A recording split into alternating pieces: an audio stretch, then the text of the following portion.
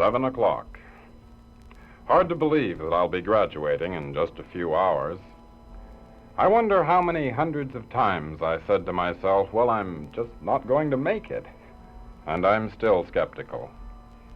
For a whole year now, I've been just waiting for the day when I could get out of here and do something worthwhile for a change. You know, get a job and earn some money. But that's not quite fair. I never seemed to really appreciate Purdue or even notice what was going on around me. It's like those chimes out there. This morning is probably the first time I've really ever listened to them. And it's that way about most of the sounds I've heard here. I bet you're no different. If you were to think for a minute, you could probably remember the sounds of one of your first experiences here, the freshman orientation convo.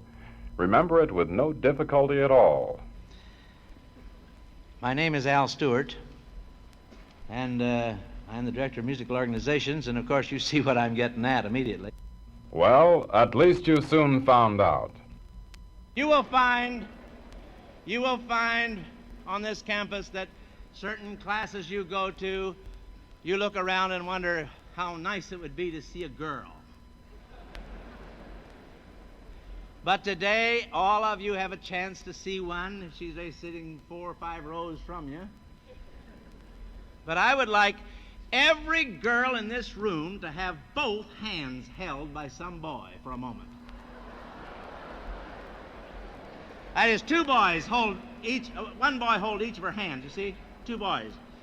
Come on, hurry up. Reach around there, boys. You'll have to get going. Hurry up. Hold them up, let's see them. Hold them up, let's see them. More of it. Come on, boys. Let's all get in there. This is your big moment. It'll be 4 years before you get to do this again. Hold your hand, hold her hands. Now put them down, hold them, put them down, hold them. Now, with all the heart and all the soul and all of the greatness you have within you, let's sing Let Me Call You Sweetheart. Come on, here we go, now. Let me call you sweetheart, I'm in love. Come on. Let me hear you whisper that you love me too. Keep the love light glowing in your eyes so blue. Let me... Come on, let's go now. Hit it now. In love with you.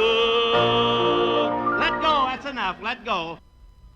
And then, of course, there were those lectures on how to do everything from the art of studying to the brushing of one's teeth.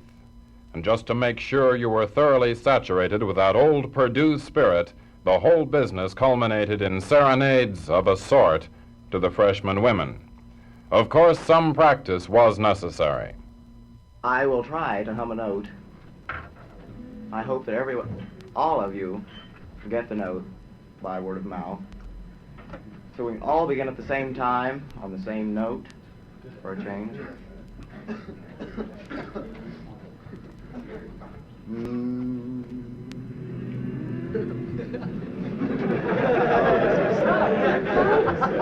should stop while we're ahead. Anyone have a bucket? But something resembling music was eventually produced.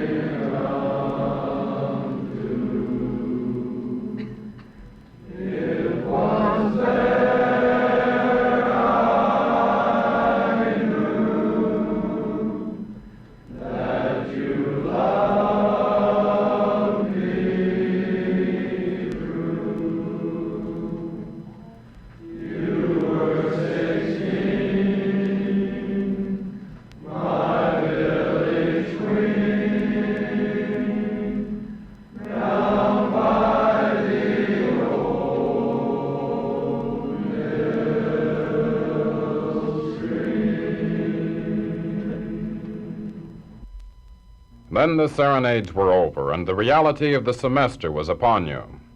Many students, however, were inclined to delay the inevitable, and for these the Activities Carnival offered a partial answer. Many of the campus activity groups set up their displays in the Union and attempted, with varying degrees of success, to recruit new members. For those who came to browse and be entertained, there were Purdue's famous salty dogs.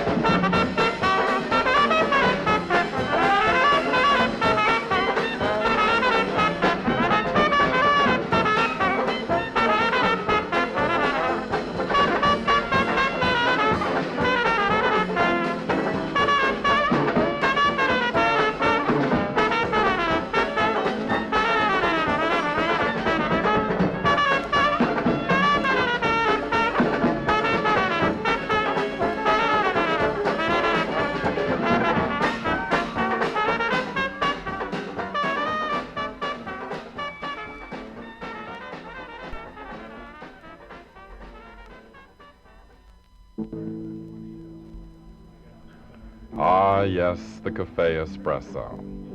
It was a little offbeat, perhaps, but in this respect, a welcome change for me. I had a chance to be a beatnik of sorts and drink espresso coffee and even read some poetry. When you're lying awake with a dismal headache and repose is tabooed by anxiety, I conceive you may use any language you chose to indulge in without impropriety, for your brain is on fire and the bedclothes conspire of usual slumber to plunder you. First the counterpane goes and uncovers your toes, then the sheet slips demurely from under you. Then the blanketing tickles, you feel like mixed pickles, so terribly sharp is the pricking, and you're hot and you're cross, and you tumble and toss till there's nothing twixt you and the ticking. Then the bedclothes all creep to the ground in a heap, and you pick them all up in a tangle. Next your pillow resigns and politely declines to remain at its usual angle, and you get some repose in the form of a doze with hot eyeballs and head ever aching. But your slumbering teems with such horrible dreams that you'd very much better be waking. For you dream you're crossing the channel and tossing about in a steamer from Harwich, which is something between a large bathing machine and a very small second-class carriage. And you're giving a treat, penny ice and cold meat, to a horde of friends and relations. They're a ravenous horde, and they all came on board at Sloane Square and South Kensington stations. And bound on that journey, you find your attorney who started that morning from Devon. He's a bit undersized, and you don't feel surprised when he tells you he's only 11. And you're driving like mad with this singular lad, by the way, the ship's now a four-wheeler, and you're playing round games, and he calls you bad names when you tell him the ties pay the dealer. But this you can't stand, so you throw up your hand, and you find you're as cold as an icicle in your shirt and your socks, the black silk with gold clocks, crossing Salisbury Plain on a bicycle. And he and the crew are on bicycles, too, which they've somehow or other invested in, and he's telling the tars all the particulars of a company he's interested in. And it's a scheme of devices to get at low prices, you see, all goods from cough mixtures to cables, which delighted the tars by treating retailers as though they were all vegetables. You get a good spadesman to plant a small tradesman, first take off his boots with a boot tree, and his legs will take root and his fingers will shoot and they'll blossom and bud like a fruit tree. From the greengrocer tree you get grapes and green pea, cauliflower, pineapple and cranberries, while the pastry cook plant, cherry, brandy will grant, apple puffs and 3 corners and banberries. The shares are a penny and ever so many are taken by Rothschild and Baring, and just a few are allotted to you, and you wake with a shudder, despairing. You're a regular wreck with a crick in your neck. No wonder you snore, for your head's on the floor, and you've needles and pins, and your soles to your shins, and your flesh is a creep, for your left leg's asleep, and you've a cramp in your toes, and a fly on your nose, and some fluff in your lung, and a feverish tongue, and a thirst that's intense, and a general sense that you haven't been sleeping in clover. But the darkness has passed, and it's daylight at last, and the night has been long. Ditto, ditto, this song, and thank goodness, they're both of them over. No wonder the place went out of business. A bit more permanent, at least as far as memories go, were the exciting sounds of Big Ten football at Purdue, such as the band as it marched onto the field.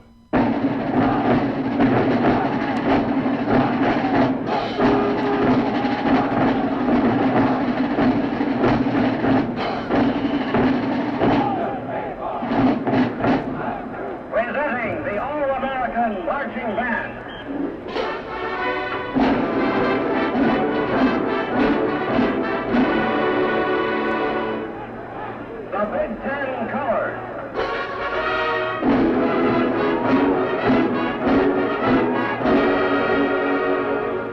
And Purdue's traveling bass drum.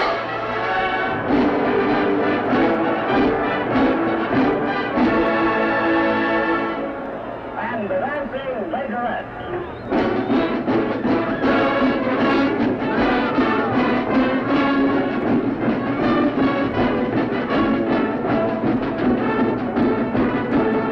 And the general uproar when a touchdown was scored.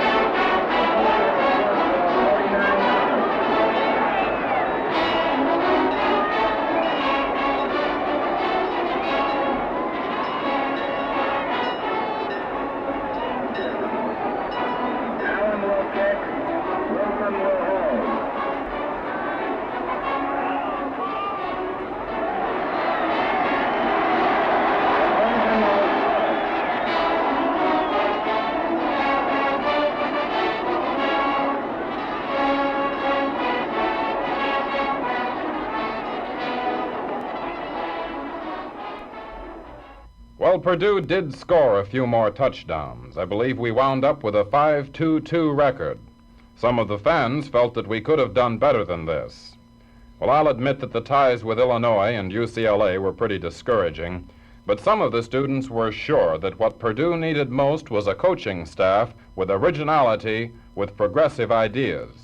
President Hovde at the annual Kiwanis football banquet had this to say. We have a wonderful coaching staff, and as far as I can observe, they're all pretty young. And I think they're fairly imaginative. As a matter of fact, I made a dash to the football field on Monday night this week, as I'd spent the weekend figuring out what our coaching staff ought to do with the squad to confound and confuse our opponents of last Saturday. And after watching the Minnesota team, I dashed out Monday night in the rain and the cold and nearly caught pneumonia myself to tell Jack that the most imaginative thing he could do for last Saturday's game was to put Jimmy Tiller wide. And this coaching staff is so imaginative that they'd already planned this. So what can I say or do? Somebody asked me how I liked this season in the last game. I said it was fine and wonderful as far as I was concerned. I now wouldn't have to fire Red Mackey. And he didn't forget the team either. We did have a fine football season, a wonderful squad of boys. I'm only sorry that injuries and severe and unhappy injuries came to some of the members of the team. I think Bob Juris and Ross Fichtner's comeback after serious injuries was one of the finest bits of personal courage and stick-to-itiveness and devotion to Purdue football that I have ever seen. Lesser men would not have come back. Of course, we trounced Indiana this year, as usual. And in keeping with the tradition so long honored, Pop Doan added another P to an already ponderous chain on the old oaken bucket, but not without some help. This little job I have to do tonight, I'm going to do, get it over with, but I'll have to have some help. I can't have all these boys down here to help me, but I'm going to ask some of them. Bernie Allen, will you come down and help me?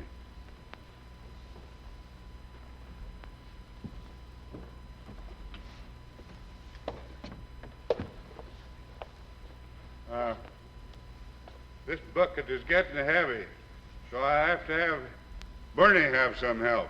Vansy, come here.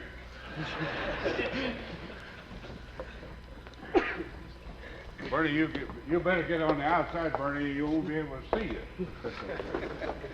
Hang on there, Vansy. Where's Jerry Beebout?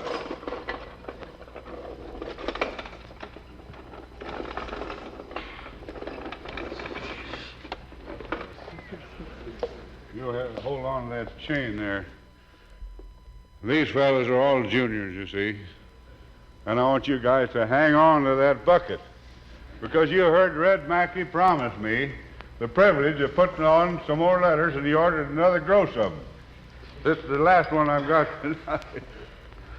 Where's Fred Brandell?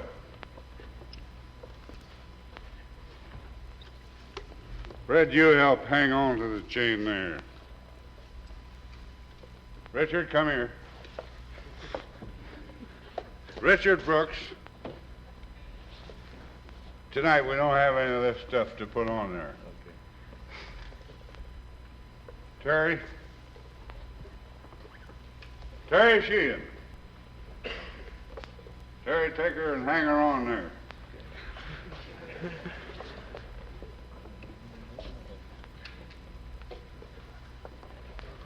I still got the pliers.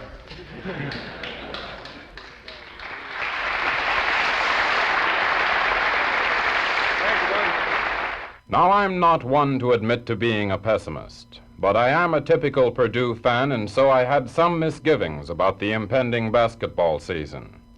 The starting five that had been the backbone of the team were gone, and I wondered how the new group, with a large contingent of sophomores, would do. Well, they did all right. They won 11 of their 20 or so games and even upset an Indiana team which eventually finished second in the Big Ten. And we produced an All-American, one Terry Dishinger.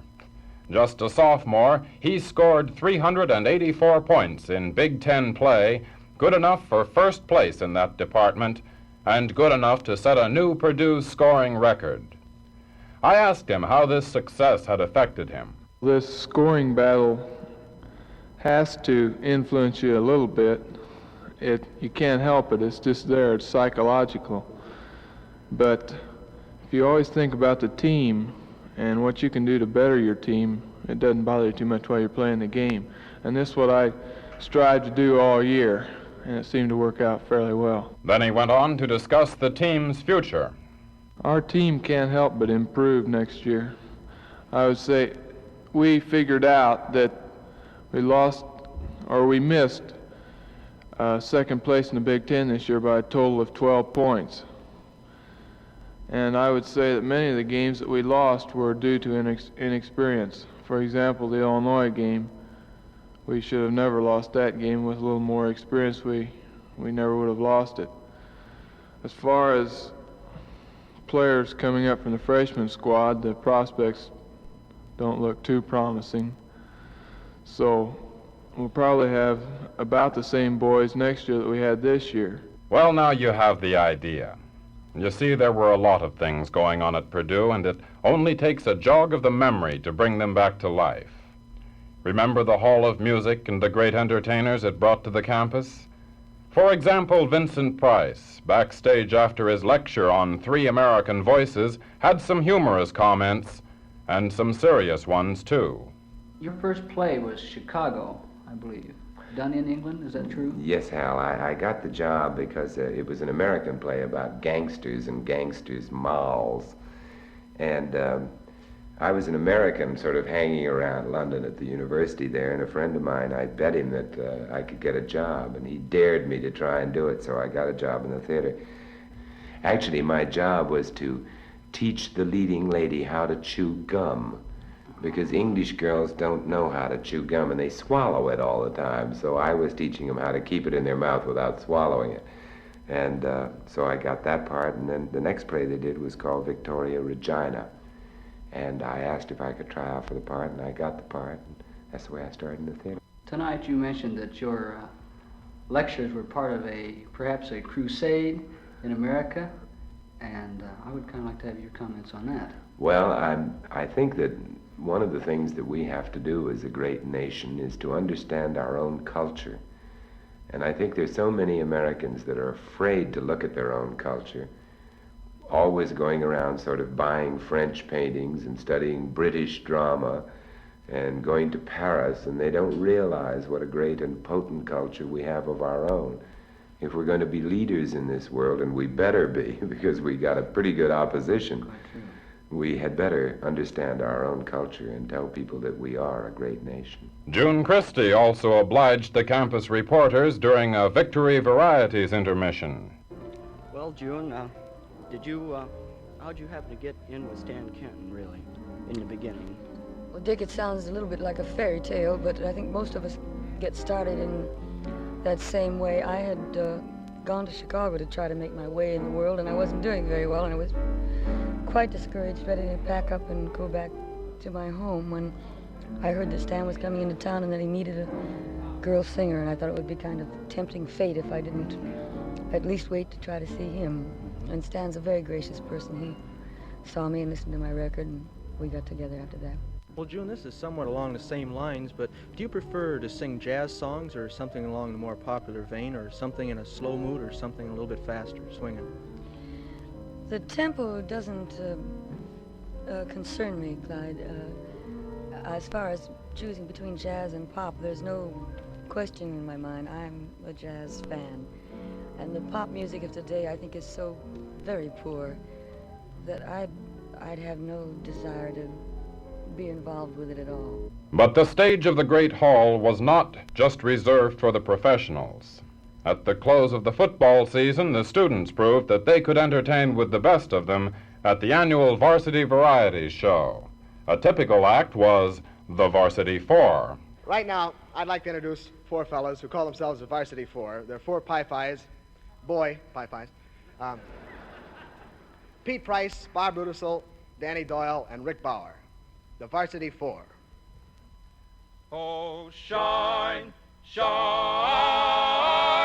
shine, shine, shine 'em a fine for a dime. Shine, shine, shine 'em a fine for a dime. Dime, dime, dime. 10 cents. My baby needs a new pair of shoes. Come on, you seven, hop up and roll, roll, you seven. And she ain't gonna get 'em if and I lose. Come on, you 11, hop up and roll, roll, roll, you 11. Roll, roll, roll them bones, roll them in the square, roll them on the sidewalk, streets or anywhere. We roll them in the morning, we roll them in the night.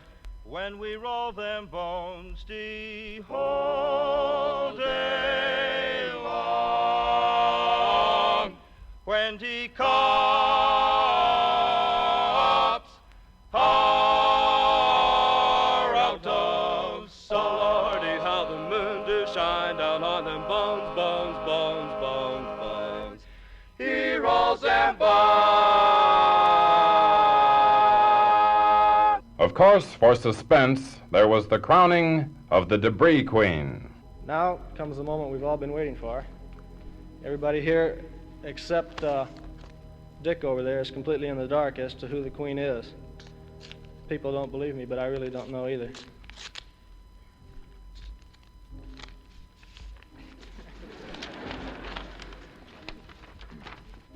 Congratulations to the 1960 Debris Queen, Harlan Wilson.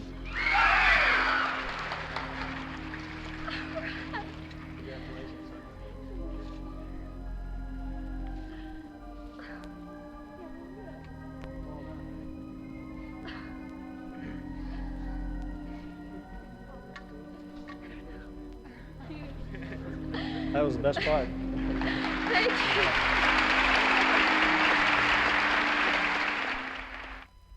And on that much-discussed subject of campus improvement, there was a skit entitled Man on the Street with Al Cheney, Jan Elliott, and Steve Wilder. We now pause for station identification.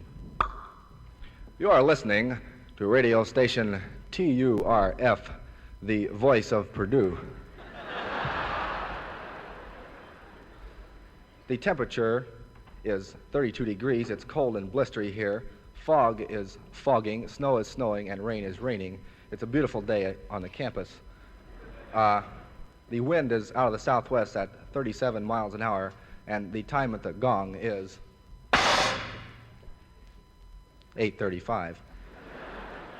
We switch you now directly to the corners of State and Russell Streets, where we'd like to present for you our nightly, on-the-spot, Man on the Street show. So without further ado, we'll switch you to the corners of State and Russell Streets.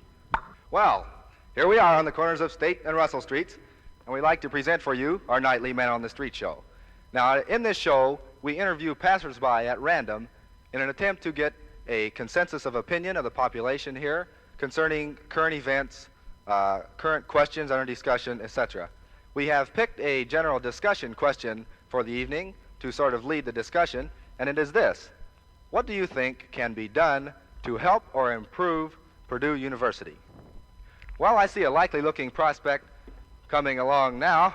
I'm not sure he speaks English, but we'll give it a try. Tell me, sir, what is your name? Name, man? Yeah, what do people call you? Like man don't call, concentrate. But you must have some sort of a name. Like man, my pad members, they call me Bahama Bob. I see. Tell me, Bahama, where are you from? Like Greenwich Village, Mike Spook. Greenwich Village. And tell me, what brings you all the way here to Purdue from Greenwich Village? Man, like I'm going to a UN meeting. A UN meeting? Where in the world would the UN meet here at Purdue? Like physics building room 204, man. Tell me, sir, what is the nature of your business here? Well, like man, us Pete's, we're going to revolutionize this campus. It's been so dead around here, even the lions are blue. Oh, God. Tell me, sir, I'd like to ask you our discussion question for the evening, and it is this: what do you think could be done to help or improve Purdue University? Over here. Well, man, like elephant traps in front of X. Hang loose, Mother Goose.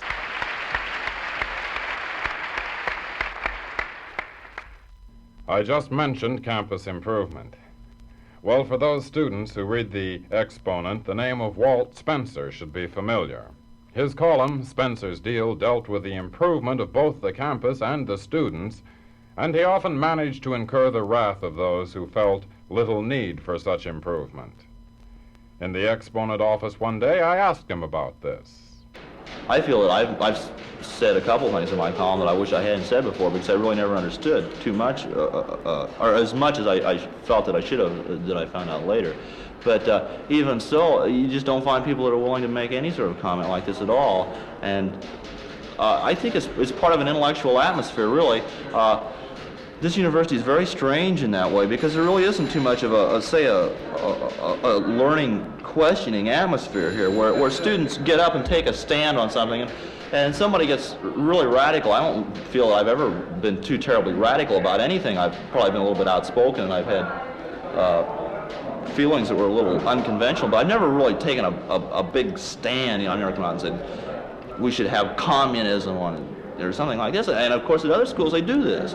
And I mean, people would just sort of keel over dead if you found the Young Socialist League here. I think a little criticism is healthy, sometimes. It's the only way we can really improve ourselves or the university. But of course, Purdue had a lot of things to its credit, too. For example, the many fine dances held each year, dances such as the Junior Prom. Well, the prom is, of course, symbolic of the approach of spring. This year brought Peter Palmer and Ahmad Jamal to the campus. Mr. Palmer provided a few smooth sounds in the main ballroom of the Union, for instance, like this.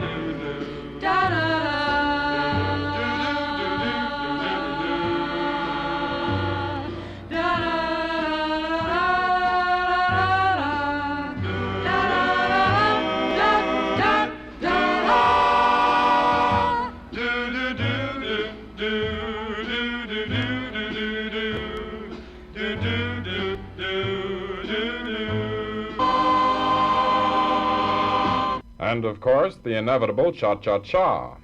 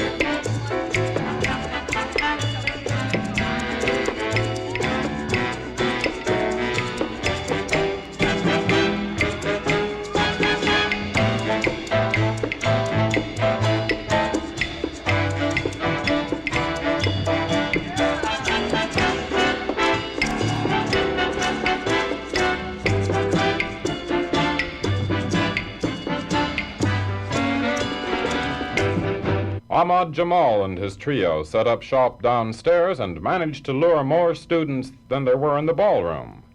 During intermission, I got a chance to talk with him and asked him if he was still with his original group.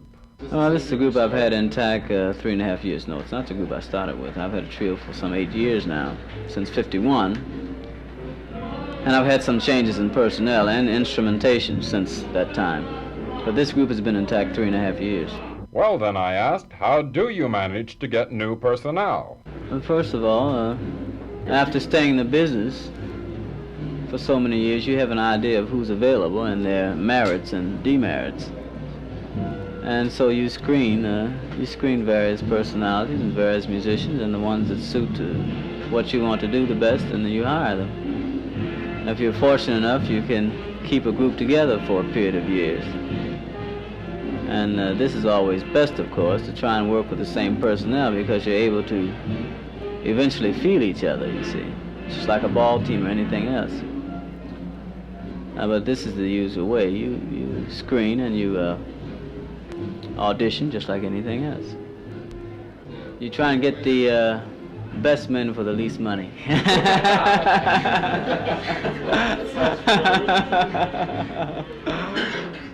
Well, that's a frank answer, I guess. You know, I was just thinking that one of the advantages of being a senior is not being required to attend Corps Day. Not that I ever disliked Corps Day, you understand. I can still recall the stirring music of the band, the inspiring commands, the 90-degree heat. Remember?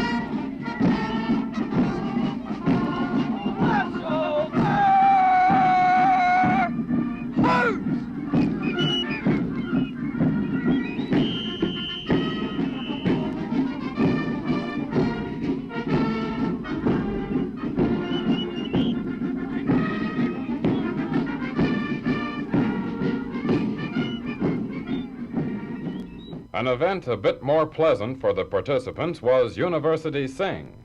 In fact, it was pretty pleasant for those who came to listen. For example, a winning performance by Alpha Zeta Delta.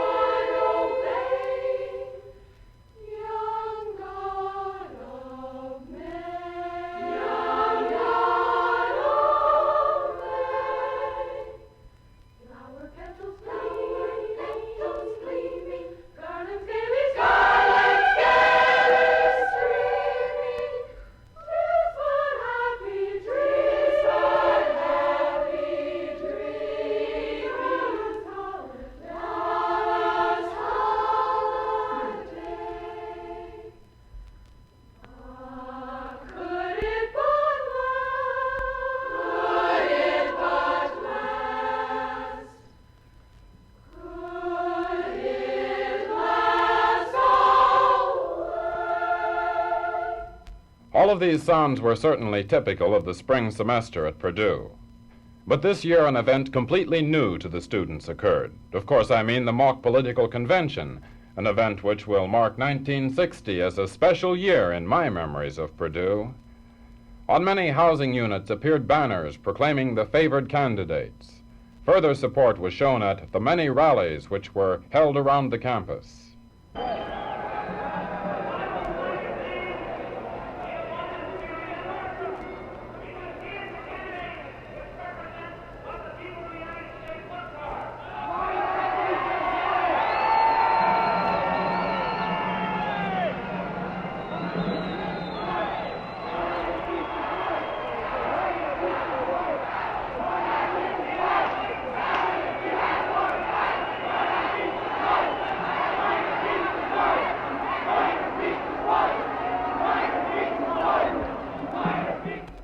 And when the convention hit the floor of the field house, almost anything could happen, and often did. We are now having a mass walkout of the southern bloc. All the Dixie states are leaving, marching past the podium, waving flags. Right now, there are delegates in every aisle here filing out. I cannot get any information from the delegates. They will not tell us why they are walking off the floor. As earlier stated, they were completely satisfied, and there was no conflict. They thought that they were going to pass their amendment to the civil rights. That's that states' rights amendment. But evidently, the caucusing between Missouri and Alabama has caused some trouble, and now all the southern states are going out to caucus. Meanwhile, there is a demonstration going on by other states here, one for Long. Word has reached us that the Long group, L-O-N-G, Long bloc, is also marching out with the Dixie states. They are still leaving, still people marching out. I see that the chairman has called for a contingent of military police to come in to control the people. Mr. Chairman, the state of Pennsylvania cannot hear the delegate because of the unruliness in the convention. The state of Pennsylvania demands that the convention be seated. I cannot understand you. If you'll come forward, I can understand what you're saying. The state of Pennsylvania demands that the convention be seated and that the convention be orderly. Mr. Chairman, I rise to a point of order, point of personal privilege. All right. The chair accepts your point of order. Which delegate speaks? Is this a delegate from Mississippi? Mr. Chairman, the delegation from the state of Mississippi and the delegations from the southern states would like to leave the floor to caucus. We believe it's our individual right to leave the floor. Therefore, we demand that the exits be open. A case of general pandemonium has broken out here. We see the complete southern bloc has walked out and have now climbed into the balcony at the back of the stadium. The military police are moving into the main floor to control the crowds. We see photographers hanging from the basket rims. Word has reached us from the floor that the Dixie walkout, the Southern Bloc walkout, was not to rise to any specific point, but rather to just show that they were completely united. Of course, there was a bomb scare to add further excitement and give the delegates a chance to caucus in various ways. The fateful announcement. May we have complete silence at this moment, please? May we have complete silence, please? Captain Jones of the University Police has just come to me here on the platform, and I must make this announcement. There has been a call that there is a bomb in the field house. Now, this may be a prank, or it may be serious, but it is the decision of Dean Roberts, whom the University Police contacted, that we must all leave the building for 30 minutes in order to have a search for this bomb, at which time we will...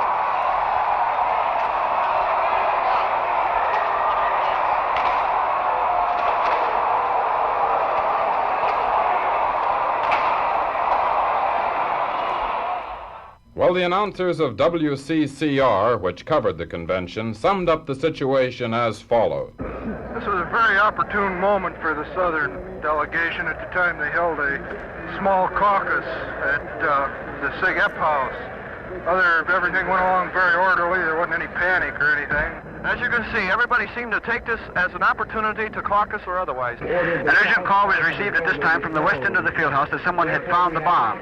The campus police, aided by an authorized demolition expert, proceeded to the scene only to find a large, bright blue practice bomb in the possession of the A.E. Pies. This was immediately dismissed as a hoax, and the field house was again filled with the convention delegates.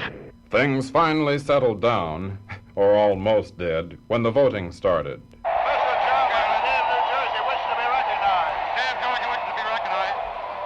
The chair recognizes the state of South Carolina. South Carolina is recognized. The chair recognizes the state. New Jersey. Is that South Carolina? The chair recognizes the state of South Carolina. Mr. Chairman, South Carolina would like to change its vote from 17 votes for Happy Chandler to 17 votes for Symington. And the winner? Senator John Kennedy of Massachusetts. Senator Kennedy confirmed his nomination in this phone call. Well, I'm delighted to be a Purduean, and I just want to say that I accept the nomination with a good deal of pride and pleasure. I hope that, as the old political saying goes, as Purdue goes, so goes the nation. And I can assure you that I shall carry your banner in the coming campaign with every hope of seeing it fly from the White House in 1961. Yes, it was an exciting convention. And there were a lot of other exciting sounds at Purdue and exciting memories. I suppose I could go on like this for hours and still not finish. Well, I guess that, my gosh, it's 8 o'clock already. I'll have to get going if I expect to graduate, and I expect to graduate. Maybe I'll see you again sometime.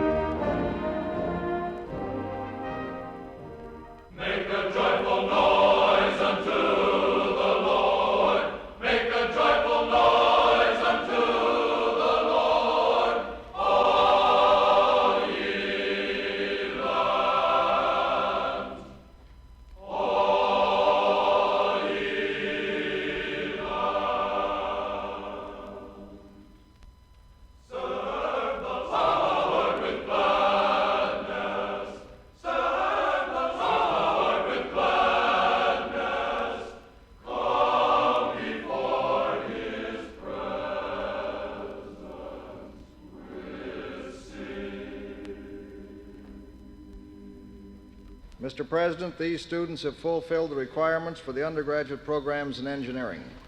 With the approval of the faculty, they are now presented to you to receive the appropriate bachelor's degree. In this presence, observing the custom of the institutions of higher learning, exercising the authority of the trustees of Purdue University, legally vested by the people of the state of Indiana, and acting for the faculty of this institution, I now confer upon you who have fulfilled the requirements of an undergraduate curriculum in one of the several schools the appropriate baccalaureate degree with all the rights and privileges appertaining thereto here and elsewhere. I also solemnly place upon you those obligations which you must henceforth assume as graduates of this university. As evidence of the conferring of this degree and your ability to fulfill its obligations, you will now receive an appropriate diploma. Do you know once more